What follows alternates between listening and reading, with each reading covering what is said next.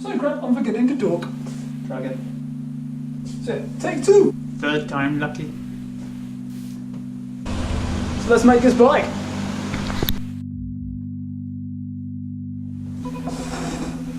So yeah, the bike build was a bit of a project itself. For those of you who don't actually know me very well, I'm quite OCD with how some of the bikes are built, especially when it comes to componentry. The touring bike was no different at all. I started off with an A4 size bit of paper, something about that big, just a frame specs before I could even get it sent away to be made. The frame itself was made by Bob Jackson's up in the city of Leeds in the UK, based on the World Tour frame set, but with a couple of different tweaks. Obviously the main one being the roll-off dropouts. Also want to have the brake cables on the right-hand side of the top tube rather than the left. Inch-nape headset. Obviously went with the metal badge as well, which is quite a nice touch.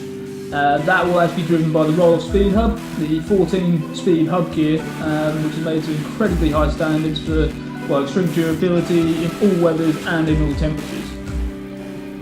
I was going to use drop handlebars, but after a few smaller trips I decided to go for the butterfly bars. I'm so glad I did. For me personally, I find them a little bit more better as it gives you a few more options to move your hands around, just like you can on the drops, but without having to lean too far forward or too stretched out. And let's face it, I won't be racing anywhere on this bike.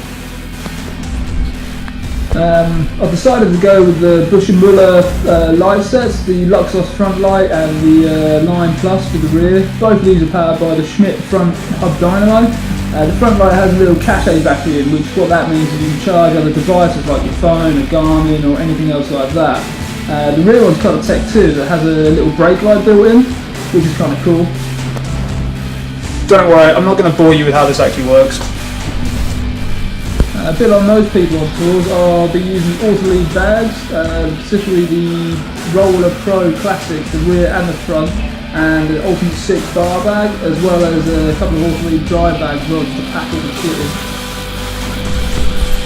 I'll also be using the Brook V17 standard, and I'll be rolling on the Schwalbe Marathon Plus Tour tyres. I've used these on several bikes over the last few years. I find them really dependable and 100% worth the money. It was a really good build.